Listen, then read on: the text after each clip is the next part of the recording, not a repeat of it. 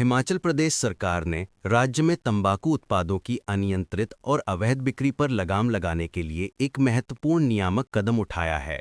स्वास्थ्य एवं परिवार कल्याण विभाग द्वारा जारी एक हालिया अधिसूचना के अनुसार राज्य में अब खुली ढीली सिगरेट, बीड़ी और अन्य तंबाकू उत्पादों को बिना आधिकारिक अनुमति के बेचना कानूनी तौर पर अपराध माना जाएगा।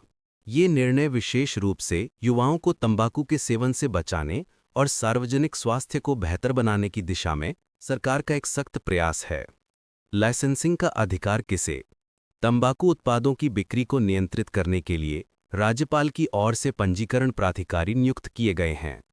ग्रामीण क्षेत्रों में पंचायत सचिव, शहरी या नगर क्षेत्रों में नगर निकायों के सचिव या कार्यकारी अधिकारी।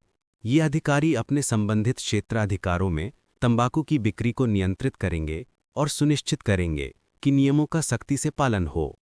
अनुमति के लिए महत्वपूर्ण शर्तें।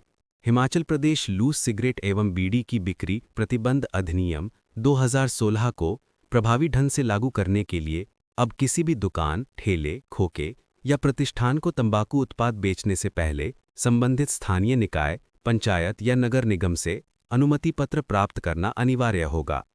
इस अनुमति पत्र के लिए आवेदन करते समय दुकानदारों को निम्नलिखित प्रमुख शर्तों का लिखित आश्वासन देना होगा। ढीली बिक्री पर प्रतिबंध। खुली सिगरेट या बीड़ी नहीं बेची जाएगी। शैक्षणिक संस्थानों से दूरी। किसी भी शिक्षण संस्थान के 100 मीटर्स के दायरे में तंबाकू उत्पाद नहीं बेचे जाएंगे।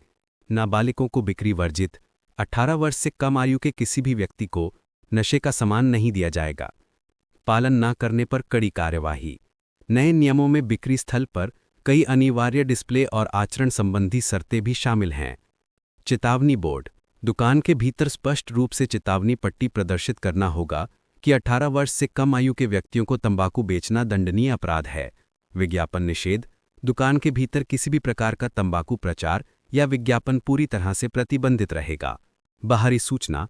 दुकान के बाहर एक बड़ा बोर्ड लगाना अनिवार्य होगा जिसमें यह संदेश हो कि धूम्रपान करना निषेध है और नाबालिगों को नशे का सामान नहीं दिया जाएगा। यदि कोई दुकानदार इन नियमों का उल्लंघन करता पाया जाता है तो उसकी अनुमति निरस्त की जा सकती है और उस पर कड़ी कानूनी कार्यवाही की जाएगी।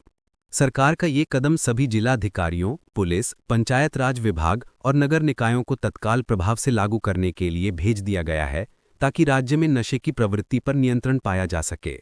क्या आप चाहते हैं कि मैं इस लेख को किसी अन्य भाषा में अनुवाद करूं या इससे संबंधित कोई अन्य जानकारी खोजूं?